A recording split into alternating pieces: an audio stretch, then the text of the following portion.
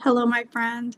I am here with just a message for you today. This was laid on my heart during my devotions this morning, and it hit deep, and I wanted to share it with you.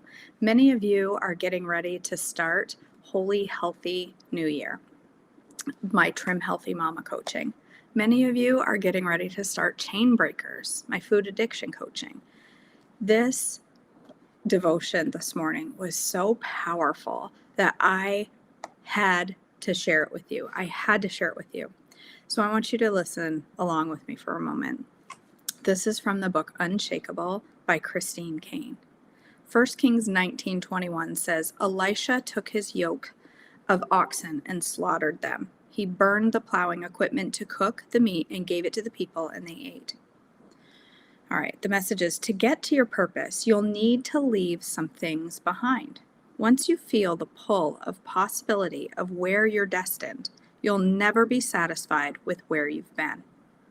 When the great prophet Elijah called young Elisha to his destiny, Elisha first kissed his family goodbye. Then he said goodbye to his livelihood. He's walking away from his job, okay? Think about that for a moment. He broke up his plows, butchered and barbecued his oxen. He fed the people the meat. Then he set out to follow Elijah and become his servant. There was no plan B for Elisha, and there's no plan B for us when we set out to follow Jesus.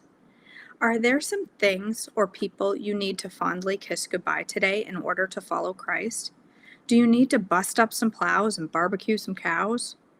Whether it's a relationship, a habit, a sin, or even a redistribution of your time and resources, you will undoubtedly need to set some fires and give some goodbye kisses in order to set out after Jesus and become his servant. Ask God today what you need to let go of and for strength to light that match. Man, when you think of that, I mean, there's a million ways you could apply that. Okay, we have a lot of sin in our lives, a lot of misdirection, a lot of ways that could be applied.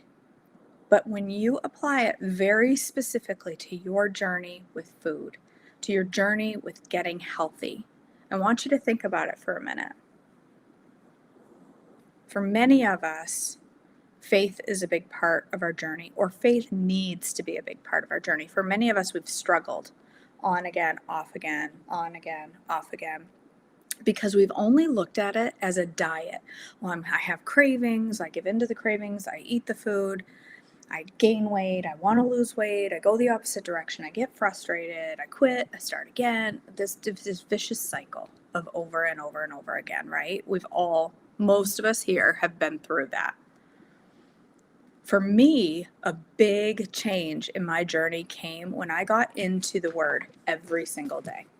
When this became my focus, when God became the focus of my health journey, when I started to realize that my constant reliance on food for comfort, running to food for my joy instead of my God, realizing that that was ultimately sin because I wasn't leaning into my God for my needs. I was leaning into food.